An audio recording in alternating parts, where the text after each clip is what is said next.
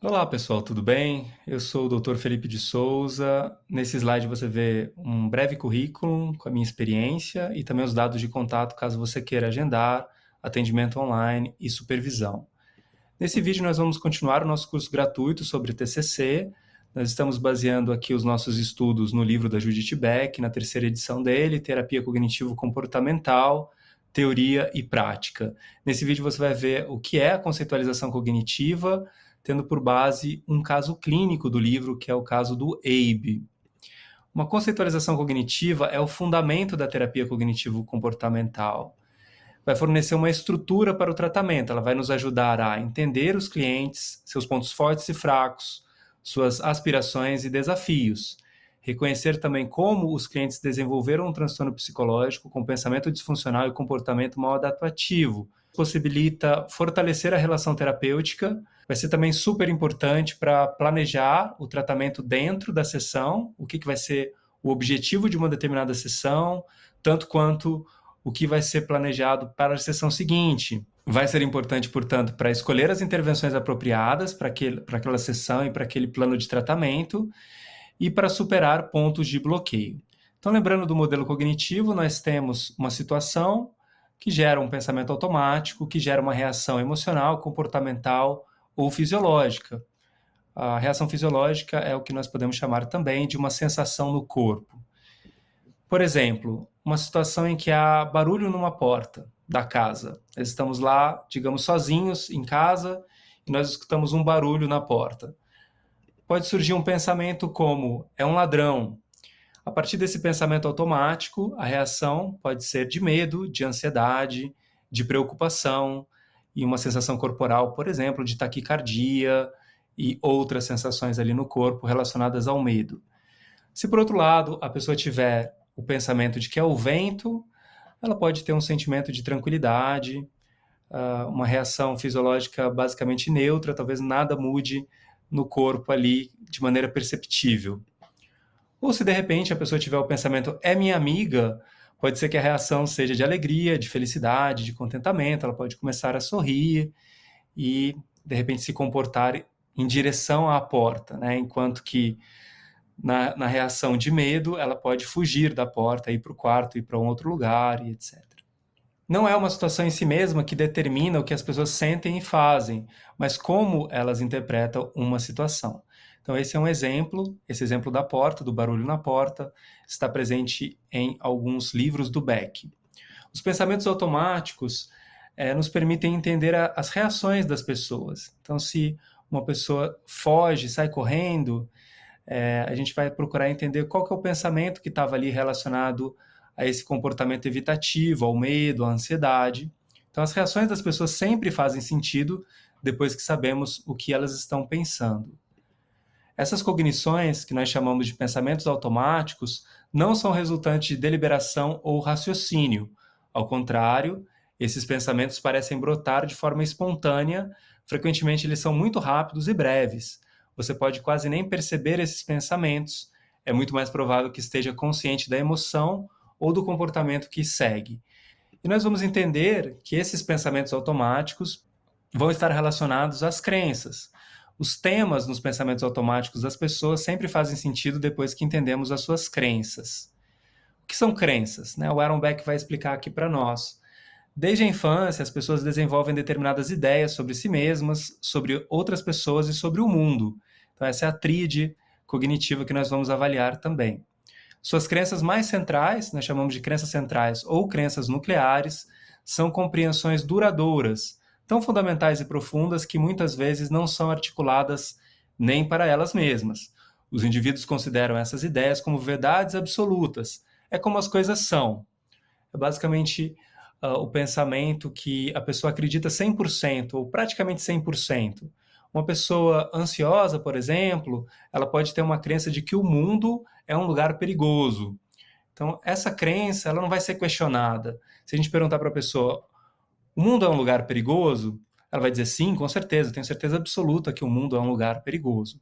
Essa é uma crença central, uma crença nuclear, que simplesmente vai dizer como que a pessoa vê a realidade, vê as coisas. Indivíduos bem adaptados possuem de modo preponderante crenças realisticamente positivas na maior parte do tempo, mas todos nós temos crenças negativas latentes que podem ser parcial ou completamente ativadas na presença de vulnerabilidades ou estressores tematicamente relacionados. A gente vai entender isso melhor quando nós vermos também a conceitualização do EIB. O que quer dizer isso daqui também, né? Vamos parar um pouquinho para pensar. Crenças positivas não são crenças não realistas. A gente pode entender que o mundo é um lugar relativamente seguro.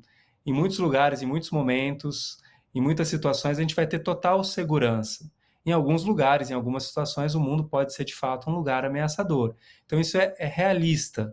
Não é, a ideia da TCC não é que nós passemos a ver o mundo cor-de-rosa. O mundo é um lugar relativamente seguro. Essa é uma crença positiva. É uma pessoa que, como eu falei, tem ansiedade, ela pode ver de maneira não realista, ou seja, de maneira muito pessimista, de que o mundo é um lugar totalmente inseguro. Nós vamos encontrar 3 tipos de crenças principais dentro da TCC: crenças nucleares negativas, crenças de desamparo ou de ineficiência, crenças de desamor e crenças de desvalor. Então nós vamos entender aí uma certa dicotomia, uma certa oposição entre crenças nucleares positivas e crenças nucleares negativas. Então essa é a oposição aqui da primeira. Nós podemos ter crenças de eficiência, como, por exemplo, sou capaz de realizar razoavelmente a maioria das coisas, tenho pontos fortes e fracos em termos de eficiência, produtividade, realizações. E, por outro lado, em algum momento, ou se a gente estiver numa fase muito difícil, nós podemos ter ativadas essas crenças nucleares de desamparo ou ineficiência. Se sentir ineficiente ou incapaz ao fazer as coisas ou ao se equiparar com outras pessoas. A gente vai ver o caso clínico do EIB. Lá também ele vai ter uma crença muito forte de ineficiência.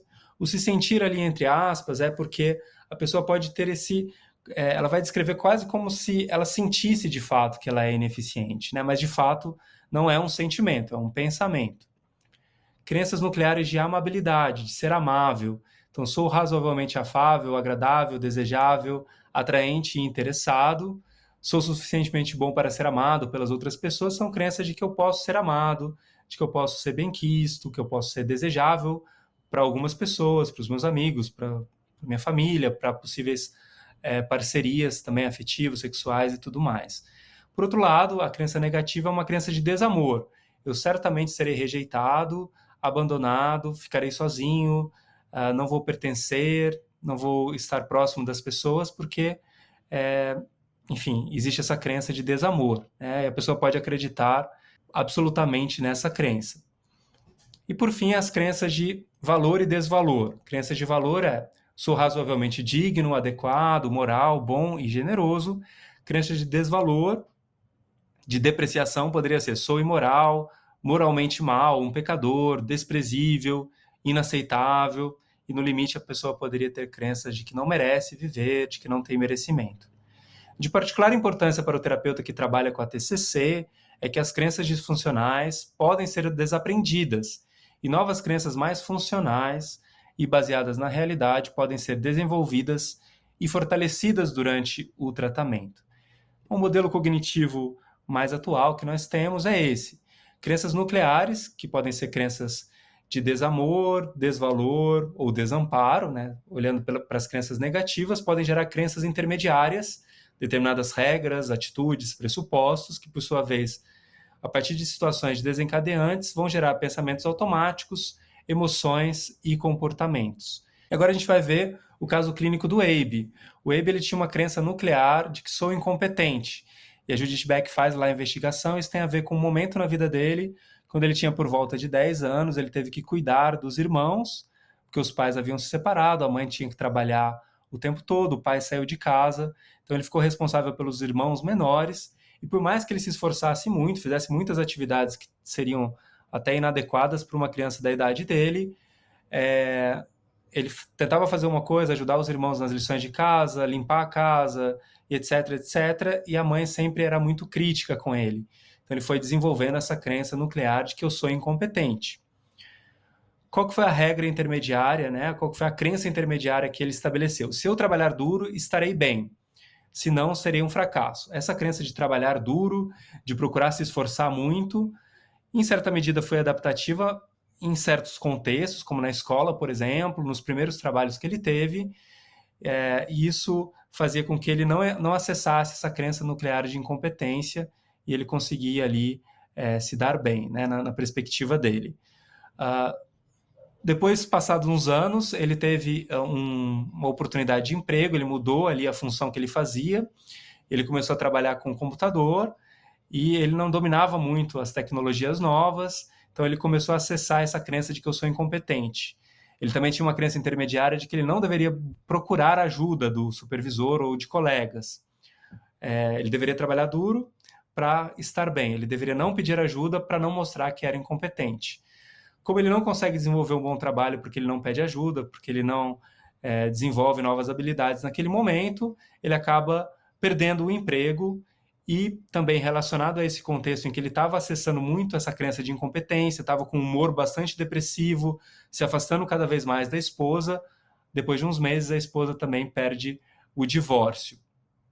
Então, nós temos toda essa situação que gera pensamentos automáticos, né, ligados à depressão dele, que gera o sentimento de tristeza profunda e, por sua vez, gera comportamentos evitativos. Ele deixa de fazer coisas, deixa de pagar contas, deixa de procurar trabalho, deixa de encontrar os amigos e os filhos, e isso mantém a depressão dele. Então, a lógica de tratamento vai ser baseada nessa conceitualização cognitiva, na identificação dos pensamentos automáticos que ele tem, na mudança do comportamento também, um comportamento mais evitativo ligado à depressão, então um tratamento que vai focar na ativação comportamental, e por sua vez também a conceitualização cognitiva vai mostrar as crenças nucleares positivas do Weibe. Então isso também vai contrapor com as crenças nucleares negativas. Então vai mostrar crenças de como ele é amado pelos filhos, por exemplo, de como que ele é competente em muitas atividades. Então isso vai numa direção de tratamento. Nas próximas aulas nós vamos continuar mostrando como que se desenrola o tratamento na TCC. Hoje nós focamos no que é uma conceitualização cognitiva. Nós estamos também com um novo curso sobre a terapia cognitivo-comportamental baseada em processos, em que nós vamos ver todos os 17 processos que são utilizados para o tratamento hoje em dia na chamada psicologia baseada em processos. Se você tiver interesse, você pode entrar em contato comigo para mais informações. Um grande abraço, pessoal. Então, até o próximo vídeo nosso.